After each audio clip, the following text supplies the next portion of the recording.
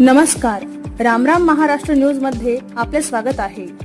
दौंड नगरपालिका निवडणुकीत नागरिक हित संरक्षण मंडळ, बीजेपी, आरपीआय व पीआरपी या युतीच्या उमेदवारांचा दणदणीत विजय। पाहुयात आमचे प्रतिनिधी उमेश जठार यांचा सविस्तर रिपोर्ट। संपूर्ण महाराष्ट्रात निवडणुकीचे बिगुल वाजले आणि प्रत्येक जण निवडणुकीच्या तयारीला लागला। दौंड नगरपालिकेच्या 2025च्या निवडणुकीत नागरिक हित संरक्षण मंडळ, भारतीय जनता पार्टी, आरपीआय आठवले गट, पीआरपी कवडे गट यांच्या युतीच्या वतीने निवडणुकीच्या रिंगणात उतरलेले 17 नगरसेवक मोठ्या मताधिक्याने विजयी झाले।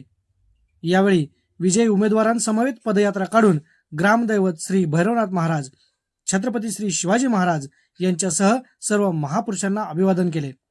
दौंडच्या विकासासाठी, जनतेच्या हितासाठी आणि प्रगतीसाठी निर्धारनाम्यात दिलेली सर्व आश्वासने आम्ही पूर्ण करू असे आश्वासन सर्वांनी दिले।